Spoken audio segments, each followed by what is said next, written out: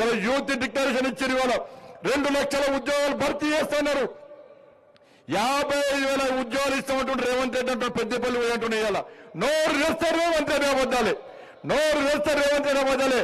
అరే TSPSC chairman నిన్న కాక మొన్న చెప్పాడు. టీఎస్పీఎస్సీ చైర్మన్ ఆయన దిగిపోగా చెప్పాడు, మేము కేవలం 13,000 ఉద్యోగాలకు మాత్రమే నోటిఫికేషన్ ఇస్తామని చెప్పి సాక్షాత్తు టీఎస్పీఎస్సీ చైర్మన్ చెప్తే రేవంత్ రెడ్డి మాత్రం 55,000 ఉద్యోగాలు ఇస్తామని చెప్తున్నాడు. ఏ దేశంలో ఇచ్చిన బంగ్లాదేశ్ ఇచ్చిన పాకిస్తాన్ ఇచ్చిన ఉద్యోగాలు చెప్పండి.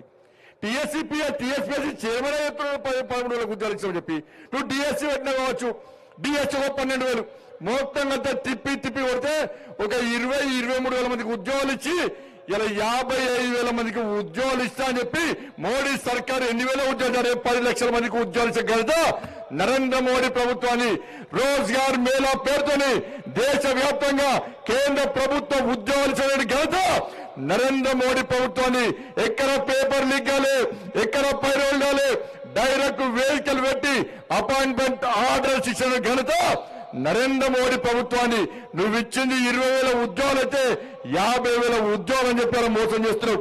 నిరుద్యోగ యువతకు 4,000 రూపాయలు నిరుద్యోగ వృద్ధి ఇస్తున్నావు. ఒక్కొక్క యువకునికి ఇవాళ 48,000 రూపాయలు ఈ రేవంత్ రెడ్డి బాకీ ఉన్నట్టు మనకి 48,000 రూపాయలు నిరుద్యోగ వృద్ధి ఇస్తాను. ఇలా ఉన్న కాంట్రాక్ట్ ఉద్యోగాలు దాదాపు 6,000 మందిని ఉద్యోగాలు తొలగించిన మూర్ఖుడు ఈ రాష్ట్ర ముఖ్యమంత్రి రేవంత్ రెడ్డి అన్న విషయాన్ని ఒక్కసారి యువత గుర్తుంచుకోవాలి. ఉద్యోగాలు లేక మొన్న గ్రూప్ 1 ఎగ్జామ్ లో 21 జీవో పెట్టాడు, 46 జీవో అన్నాడు. కొత్త జీవోలు తీసుకొచ్చి ఇలా నిరుద్యోగ యువతను ఏ విధంగా మోసం చేస్తుండో రేవంత్ రెడ్డి సర్కార్, రేవంత్ రెడ్డి ప్రభుత్వం ఎట్లా మోసం చేస్తుందో. ఆ రోజు వచ్చిండు రాహుల్ గాంధీ వచ్చిండు, సెంట్రల్ అడ్డిపళ్ళు ఉన్నాడు, వాళ్ళ బాధలు చూసిండు. ఇలా బాధలు చూసి ఉద్యోగాలు మేమిస్తామని వాళ్ళ ఉన్న ఉద్యోగాలు కూడా కొట్టి నిరుద్యోగ యువతని ఏ విధంగా బాధ పెడుతుండో ఒక్కసారి ఆలోచండి.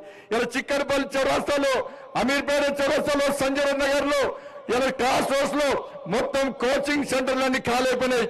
ఈ రేవంత్ రెడ్డి ప్రభుత్వం మీద నమ్మకం లేదు. ఇప్పటిదాకా కోచింగ్ లో పేరుతో కేసీఆర్ మూర్ఖత్వం వల్ల ఇలా మేము మోసపోయినాం. మళ్ళా మా కూలీనాలు చేసుకునే మా తల్లిదండ్రులకు భారం కాలం, మాకు కోచింగ్ వద్దు, ఈ ఉద్యోగాలు మా నా బతుకులు సర్వనాశనం చేస్తుండ్రు రేవంత్ రెడ్డి అని ఇలా కనీసం కోచింగ్ తీసుకోవడానికి కూడా విద్యార్థి యువత బాధపడుతుంటే ఒక్కసారి మనం అందరూ ఆలోచించాలి. ఏ విధంగా రేవంత్ రెడ్డి ప్రభుత్వం మీద ఈ తెలంగాణ రాష్ట్రంలో యువత ఆగ్రహంగా ఉన్నారు ఒక్కసారి ఆలోచించండి. ఇలా విద్యార్థులకు ఫీజు రియంబర్స్మెంట్ లేదు. ఫీజు రియంబర్స్మెంట్ లేకపోవడం వలన ఇలా యాజమాన్యాలు విద్యా సంస్థలు నడపకపోవడం వలన ఇలా విద్యార్థుల భవిష్యత్తు అంధకారంగా మారింది. 7,000 కోట్ల రూపాయలు ఇలా బకాయిలుంటే కనీసం ఒక్క పైసా ఇవ్వకపోడు. ఇలా పాఠశాలలు నడిచే పరిస్థితి లేదు, చాక్ పీస్లు డస్టర్లు కూడా కొనే పరిస్థితి లేదు. తెలంగాణ రాష్ట్రంలో ఉద్యమం చేస్తే 317 జీవోకు వ్యతిరేకంగా ఉద్యమం చేసి జైలు పోతే ఇదే రేవంత్ రెడ్డి మాట్లాడాడు. 317 జీవో మూర్ఖత్వం. స్థానికత కోసం తెలంగాణ రాష్ట్రం ఏర్పడ్డ తర్వాత కూడా కొట్టాడాల్సిన పరిస్థితి వచ్చిందని చెప్పి ఆ రోజు మాట్లాడిన రేవంత్ రెడ్డి ఈ రోజు 317 జీవో గురించి కనీసం మాట్లాడిన పాపన పోలేదు. ఇప్పటికి చెట్టుకోలు పుట్టగోలై ఇలా ఉద్యోగ ఉపాధ్యాయులు ఏ విధంగా ఇబ్బంది పడుతున్నారో ఇలా ఉద్యోగస్తులకు కలిస్తే ఒక్కసారి తెలిస్తే వాళ్ళకి డిఏలు ఇస్తలేడు, వాళ్ళ ప్రమోషన్ లేవు. ఇట్లా ఏ వర్గం చూసినా కూడా కనీసం వాళ్ళ గురించి పట్టించుకున్న పాపన పోలేదన్న. అందుకే చూడలారా, భారతీయ జనతా పార్టీ వైపు మాత్రమే ప్రజలు చూస్తున్నారు. అన్ని వర్గాలు ఎస్సీలకు ఎస్సీ రిజర్వేషన్ 18% అమలు చేస్తున్నాడు. ఎస్సీలకు 15 లక్షల రూపాయలు ఇలా అంతకుముందు బీఆర్ఎస్ పార్టీ 15 లక్షల రూపాయలు ఇచ్చింది. మేము 15 లక్షల రూపాయలు ఇస్తామని చెప్పి చెప్పాడు. బీఆర్ఎస్ పార్టీ మోసం చేసిండు, ఈయన మోసం చేసిండు. ఇలా ఎస్సీలకు పోడుబూడ సమస్యను పరిష్కరిస్తున్నారు. ఒక్కొక్క గ్రామ పంచాయతీ తండాలకు 20 లక్షల ఆర్థిక సహాయం చేస్తున్నాడు. వాళ్ళ సమస్యలు వచ్చింది. ఇలా బీసీలకు ప్రతి సంవత్సరము 20,000 కోట్ల రూపాయల బడ్జెట్ ఇస్తా, బీసీ సబ్సిడీ చేస్తా అని చెప్పన్నాడు.